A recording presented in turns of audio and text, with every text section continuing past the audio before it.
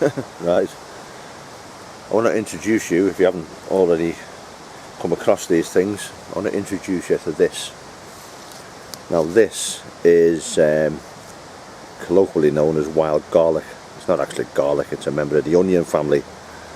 It has allium as the Latin name, allium ursinum, and this is the tuber of the wild garlic plant, and it's one of the first plants in the year to come out. So as you can see, it's got a bit of greenery now.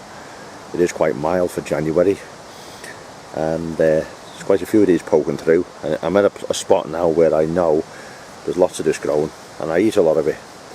So I thought I'd dig some out now, and when I get it home I'll just clean it up and show you what I do with it. But wild garlic, we'll just dig some up. It's quite common and easy to find if you know where to look.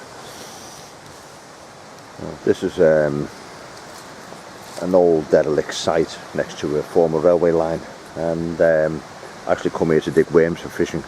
Very good for worms. And in the spring it's just a carpet of wild garlic, otherwise known as ramsons. But I just noticed here, this plant here causes some consternation amongst some foragers.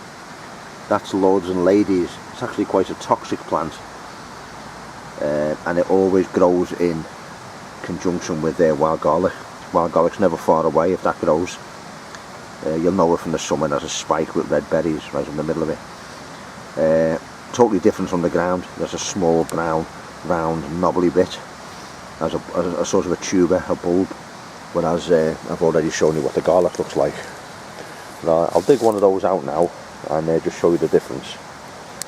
So the more cautious can feel assured.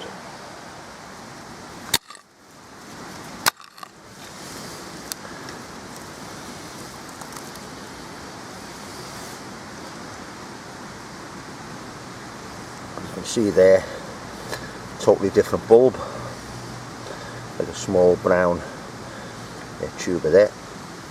Let's see.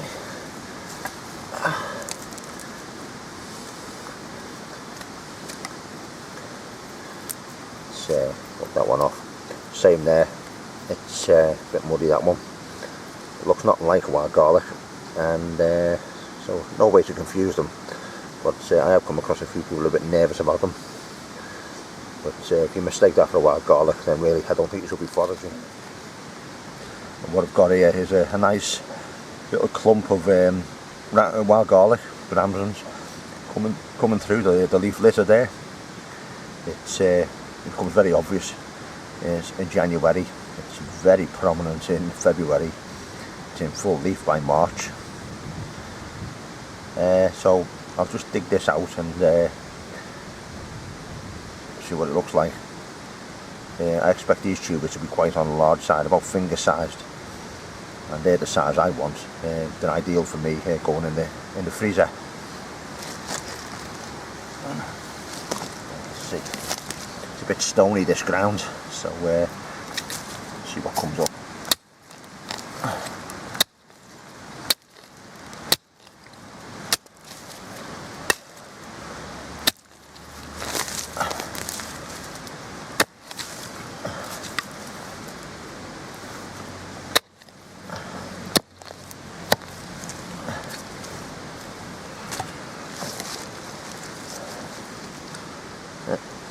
Some huge ones there.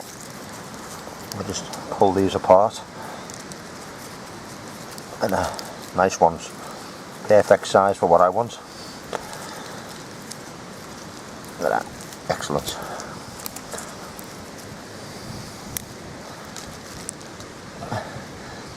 Thing about wild garlic as well, if I break this small one, even just like that, that only has to come into contact with the ground and it'll root and grow a new stalk. It's a bit like geraniums, very difficult to kill. But all parts of the plant are edible: leaf, stalk, flower, root. Tuber there. It's a cracking plant, ideal for mixing with all sorts of meals. Say I eat a lot of them. So I just thought I'd show you, and I'll clean them up later and show you how I prepare them for the freezer. Right, now I've got these home. I'm just going to rinse off some of this mud. It's been raining for about 5 weeks here in North Wales, and today when I dug these, they were very wet. When it was the first dry day for a long time, that's why I was out. So I'll just hose these off, and quickly mention there, I use these black buckets I get from the local supermarket. They have flowers in them, and believe it or not, the vast majority of them actually go to landfill. Even though the co-op is supposed to be ethical, apparently most of theirs go to landfill, so I'm advised. But I have a good relationship with them, and I just go in and ask them. There's stacks of these in the warehouse part, and I can have as many as I want, and they're brilliant for my tree planting. I grow black poplars, which are quite rare trees, and give them away. But I'll do a video on that in due course. But I collect the soil, and it's brilliant. Got another one there. All this soil off these bulbs, it washes in, and anything that's wet, I just hose it all off and collect the soil, and it comes in really handy. So I'm going to hose these off now. Turn the hose pipe on, full power.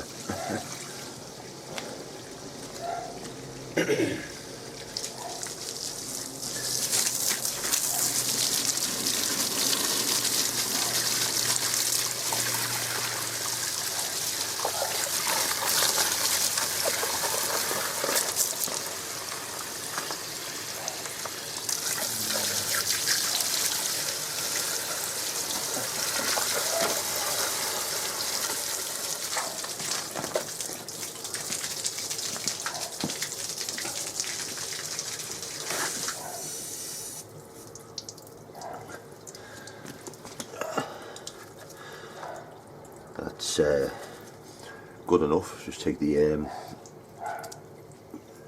main part of the mud off it, the soil, and I'll get them in the sink now.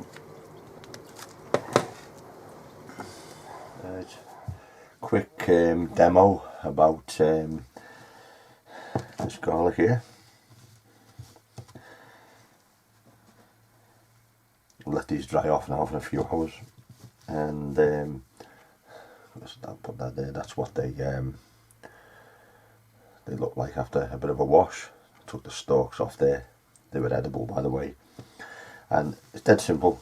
All I do is top and tail them. You get like a little segment of bulb there, and it's literally that easy.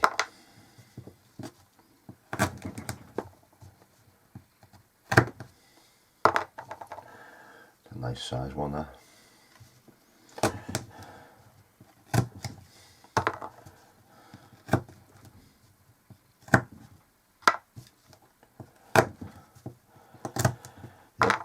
It's literally as easy as that.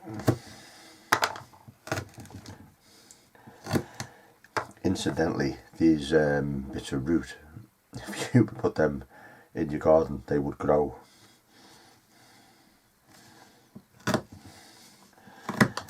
And that's pretty much it. When this little container's full, I'll get about 70-80 bulbs in there. They'll do me for the entirety of the coming year.